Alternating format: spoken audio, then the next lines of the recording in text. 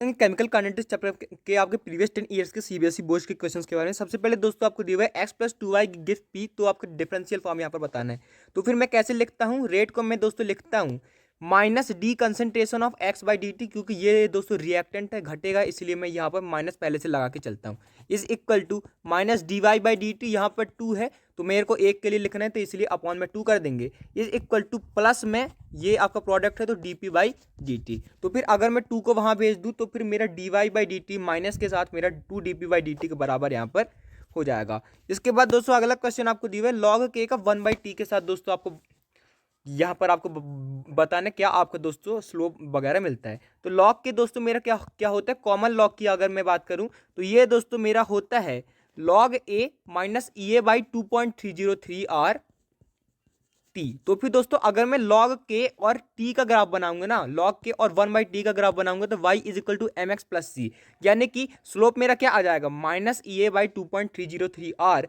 ये दोस्तों मेरा स्लोप आ जाएगा और इंटरसेप्ट क्या आएगा मेरे दोस्तों लॉग ए यहाँ पर आ जाएगा। इसके बाद दोस्तों यहाँ पर आपको ऑर्डर बताना है, तो फिर यहाँ पर आप जेई वाली तरीके से नहीं करेंगे, सिंपल आपको दोस्तों करना पड़ेगा, वरना आप दोस्तों एमसीक्यू में डायरेक्ट भी बता सकते हैं। कैसे, यहाँ पर दोस्तों मेरे एनओ की कंसंट्रेशन कांस्टेंट है, ठीक है, मैंने 0.05 से 0.15 ले गया, यानी कि इंटू 3 कर दिया। रेट भी मेरा 1 से 3 हो गया तो इंटू 3 हो गया, यानी कि जैसे ये बढ़ा ना वैसे ही रेट भी बढ़ा। तो फिर Br2 की कंसंट्रेशन के डायरेक्टली प्रोपोर्शनल है, यानी कि पावर 1 पे यहाँ पर प्रोपोर्शनल है। वहीं अगर दोस्तों मैं Br2 की कंसंट्रेशन को फिक्स कर दूं तो फिर ये 0.05 से 0.15 गया, 3 यहाँ पर हो गया, ये मेरा कितना हो गया 1 इंटू 9 हो गया, तो फिर ये मेरा 3 का स्क्वायर टाइम्स हो गया, तो फिर ये मेरे एनओ की कंसंट्रेशन 2 के पे दोस्तों मेरा प्रोपोर्शनल है, तो ये मेरा यहाँ पर हो जाएगा। लेकिन दोस्तों अगर आपको पूरा लिखने के लिए आता है तो फिर आप इक्वेशन बनाएंगे कि रेट को मैं लिख सकता हूँ कि एनओ की पावर पी मान लेते हैं और Br2 की पावर क्यू, तो फिर आप सबके लिए यहाँ पर इक्वेशन लिखेंगे।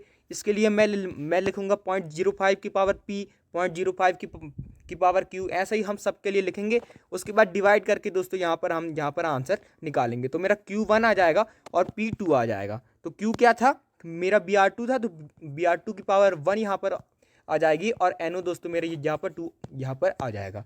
तो फिर ऐसे दोस्तों आपको निकालना पड़ेगा। उसके बाद दोस्तों रेट कांस्टेंट भी निकालना हो तो रेट कांस्टेंट तो मैं किसी भी इक्वेशन में दोस्तों मेरे को यहाँ पर P और Q की वैल्यू पता चल गई है, पावर पता चल गई है, तो मैं के दोस्तों यहाँ पर निकाल सकता हूँ। आप यहाँ पर दोस्तों यूनिट को इग्नोर भी कर सकते हैं। वैसे यूनिट होती क्या है, ये मेरी यूनिट जो होती है दोस्तों वो होती है मोल पर लीटर की power 1 minus n second inverse. तो ये भी दोस्तों आपको ध्यान रखना है। इसके बाद रेट आपको कहीं भी पूछे तो फिर आप ऐसे निकाल सकते हैं कि आपने निकाल लिया हो तो फिर यहाँ पर दोस्तों आपको पूरा बोर्ड वाले तरीके से करना है, अच्छी तरीके से लिखना है, डायरेक्ट मेथड नहीं करेंगे।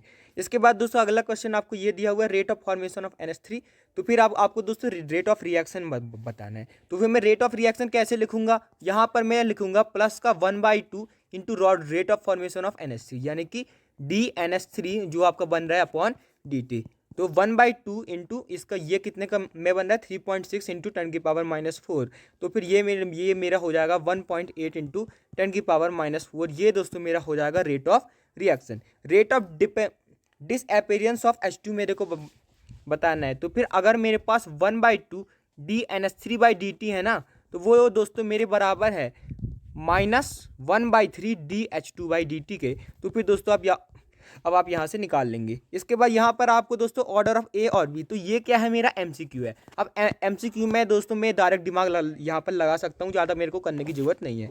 तो फिर यहाँ पर अगर ए की कंसंट्रेशन कांस्टेंट है तो फिर मैंने बी को 2 से 4 किया इंटू 2 कर दिया, तो फिर इसको कुछ फर्क नहीं पड़ा, ये आपका सेम रहा। तो फिर ये मेरी बी की पावर 0 पे आपका प्रोपोर्शनल है, बी से इसको फर्क नहीं पड़ता।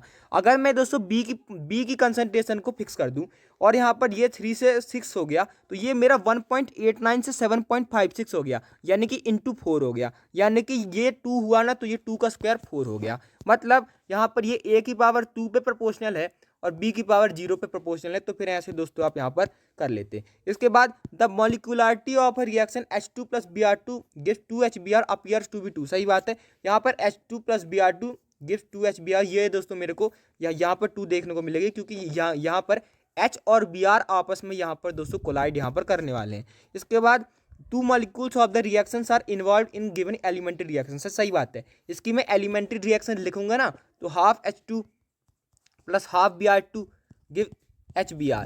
तो फिर ये जो है दोस्तों यहाँ पर एक एक दोस्तों मेरे यहाँ पर दोनों का है, मतलब यहाँ पर उन दोनों के टोटल मिला के 2 मॉलिक्यूल्स यहाँ पर है। तो फिर मॉलिकुलरिटी क्या होती है, कितने मॉलिक्यूल इन्वॉल्व है, तो यहाँ पर 2 है, तो असर्शन रीजन 2 है, एक्सप्लेन भी कर रहा है। इसके बाद यहाँ पर आप देखिएगा, इसका दोस्तों आपको ओवरऑल ऑर्डर यहाँ पर बताना है।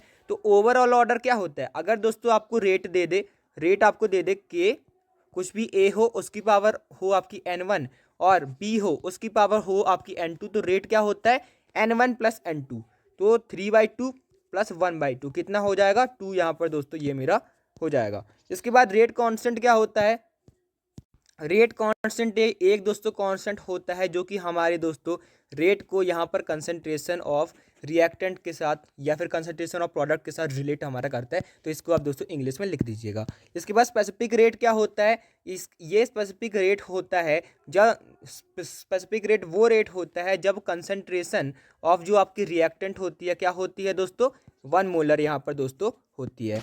इसके बाद अगला क्वेश्चन यहाँ पर आपको ये दिया हुआ है, रेट लॉ इसके लिए लिखना है। तो फिर यहाँ पर दोस्तों जो स्लो होता है ना, वो मेरा रेट डिटरमाइनिंग स्टेप होता है या फिर RDS होता है, उससे फर्क मेरा पड़ता है। तो फिर रेट में मेरा क्या आ रहा है, रेट में मेरा स्लो स्टेप में क्या आ रहा है H2O2 और I- कैटलिस्ट भी आपका फर्क पड़ सकता है। तो फिर मैं रेट कैसे लिखूंगा, रेट में लिखूंगा कुछ, मैं रेट कांस्टेंट के यहाँ पर मान लेता हूँ, यहाँ पर मैं किसकी कंसंट्रेशन लिखूंगा H2O2 की, क्योंकि यहाँ पर ये मेरा स्लो स्टेप में आ रहा है और यहाँ पर I माइनस भी आ रहा है, तो यहाँ पर मैं I माइनस भी दोस्तों यहाँ पर लिखूंगा, तो ये मेरा रेट लॉ यहाँ पर हो जाएगा। वो ओवरऑल ऑर्डर क्या हो जाएगा H2O2 की पावर 1 पे प्रोपोर्शनल, I माइनस की पावर 1 पे प्रोपोर्शनल, तो 1 + 2 2 यहाँ पर दोस्तों हो जाएगा। रेट डिटरमाइनिंग स्टेप कौन सा है, रेट डिटरमाइनिंग स्टेप मेरा स्लो वाला है।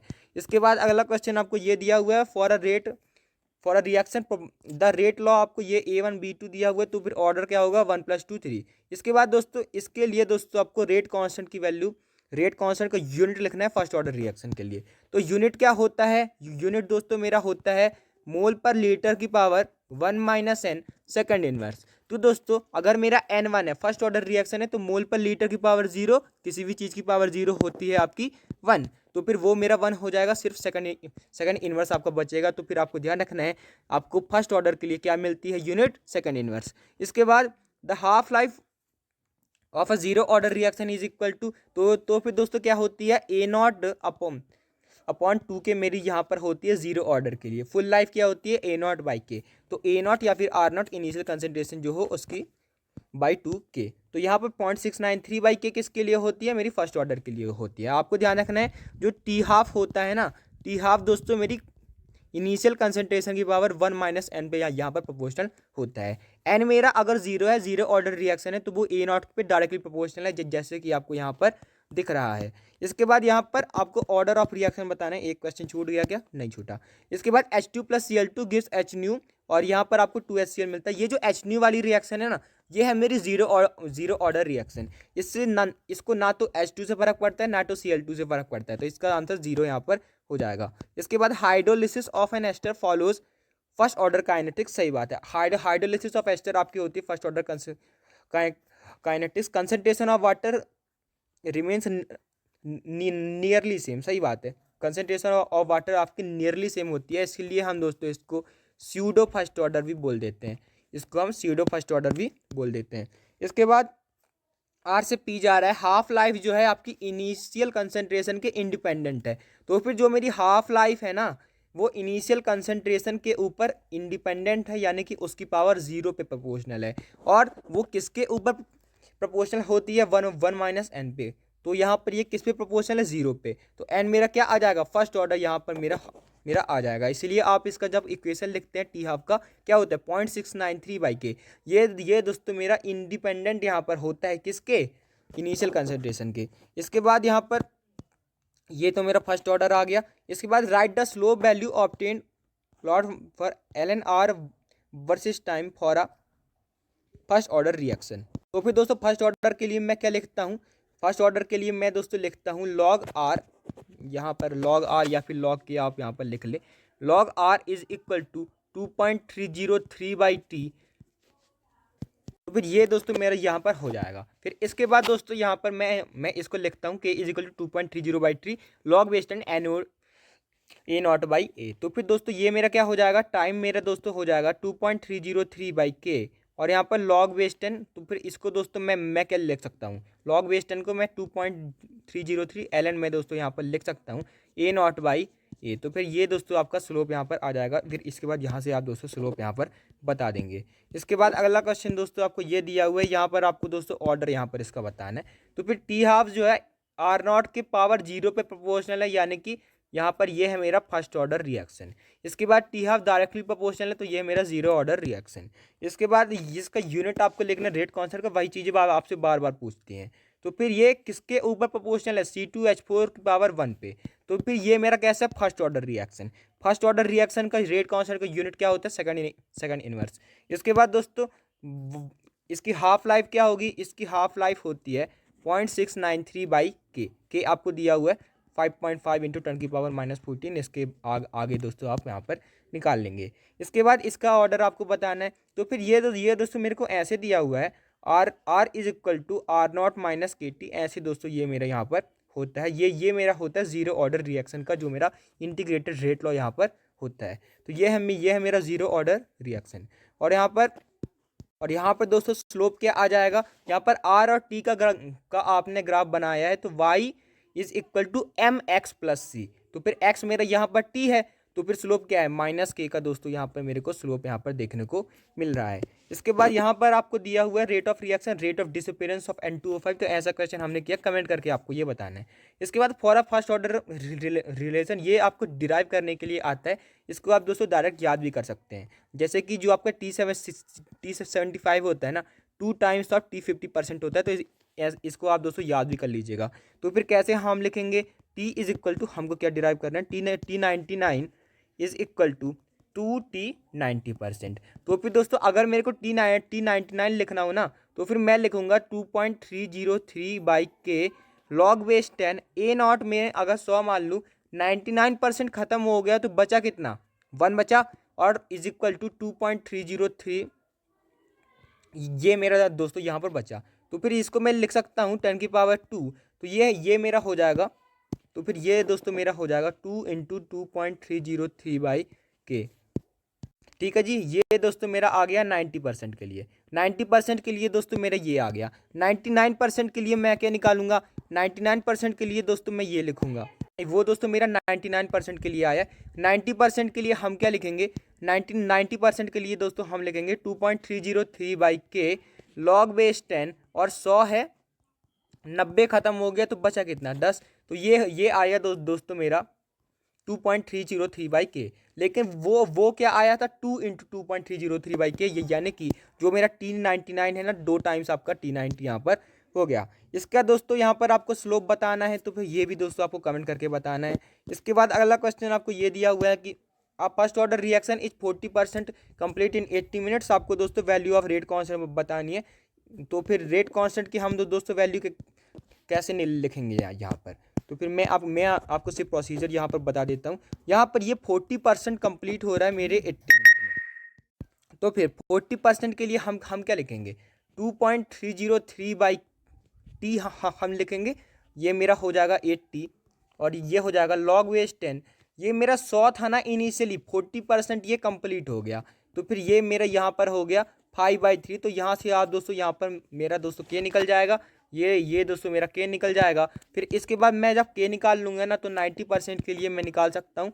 अगर मेरा के निकल जाएगा तो फिर मैं कैसे निकालूंगा, 2.303/k लॉग बेस 10। इनिशियली 100 मान लें, 90 खत्म हो गया तो 10 यहाँ पर हो गया, तो log base 10 to the base 10, तो ये हो जाएगा 1। तो ये T is equal to 2.303/k यहाँ पर आ जाएगा। आप यहाँ पर कर लेंगे। इसके बाद which of the following is affected by catalyst. Catalyst क्या करते हैं, कैटलिस्ट एंजाइम वगैरह दोस्तों आपके एक्टिवेशन एनर्जी को कम यहाँ पर दोस्तों कर देते हैं। हम दोस्तों ये बाकी चीज़ों को दोस्तों लगभग हम कांस्टेंट मानते हैं। इसके बाद आप बायोकेमिकल जो आपकी रिएक्शन है उसका दोस्तों आपको यहाँ पर रेट ऑफ रिएक्शन आपको दिया हुआ है। रेट ऑफ रिएक्शन आपको 10⁻⁻6 दिया हुआ है। तो ये क्या करता है, रेट ऑफ रिएक्शन को यहाँ पर आपका बढ़ा देता है। इसके बाद अगला क्वेश्चन दोस्तों आपको ये दिया हुआ है कि ये आपको मिथाइल एसीटेट एस्टर दिया हुआ है, so that it follows up pseudo first order reaction. तो हम कैसे दिखाएंगे कि ये सूडो फर्स्ट ऑर्डर रिएक्शन करेगा। पहले हम के निकालेंगे, पहले हम दोस्तों यहाँ पर के निकालेंगे। के हम दोस्तों निकालेंगे दोनों यहाँ पर टाइम के लिए। तो फिर यहाँ पर ये 0 से 30 में कितना टाइम हुआ, 30 सेकंड हुआ। तो फिर इसके लिए हम लिखेंगे 2.303/t log base 10 A nought by A not initially 0.6 था, बाद में पहुँच गया 0.3। तो फिर यहाँ पर हम दोस्तों लिखेंगे इतना, मेरे यहाँ पर आ जाएगा। फिर इसके बाद दोस्तों बाद में भी मैं ऐसे ही करूँगा, 60 सेकंड वाले के लिए भी मैं ऐसे ही करूँगा, 30 से 60 वाले के लिए। तो फिर इसमें भी दोस्तों हम करेंगे तो इसमें भी दोस्तों मेरा सेम ही रेट कांस्टेंट आना चाहिए, मेरा दोस्तों सेम रेट कांस्टेंट दोस्तों यहाँ पर आ जाएगा। तो अब ये रेट कांस्टेंट जो है ये मेरा के कांस्टेंट है, और ये क्या है दोस्तों, फर्स्ट ऑर्डर है। जब मेरा H2O जो है मेरा कांस्टेंट है, जब H2O कांस्टेंट है तभी ये मेरा फर्स्ट ऑर्डर, तो ये है मेरा सूडो फर्स्ट ऑर्डर। इसके बाद एवरेज रेट कैसे निकालते हैं, एवरेज रेट मैं निकालता हूँ -C2-C1/T2-T1। तो ये फॉर्मूला दोस्तों आपको ध्यान रखना है। तो फिर ये दोस्तों मैं कर लूँगा, ये मेरा आंसर आ जाएगा। तो अगर आपको वीडियो अच्छी लगी तो दोस्तों आप चैनल को सब्सक्राइब कर सकते हैं। और दोस्तों आप ऐसे ही जो 70/70 वाले क्वेश्चन है वो दोस्तों आप देख सकते हैं। फिर प्लेलिस्ट से हमने अभी ऑर्गेनिक के ज़्यादातर चैप्टर कर दिए हैं, और फिजिकल और इनऑर्गेनिक का भी DNA व्लॉग कर दिया है। Thanks for watching, keep learning.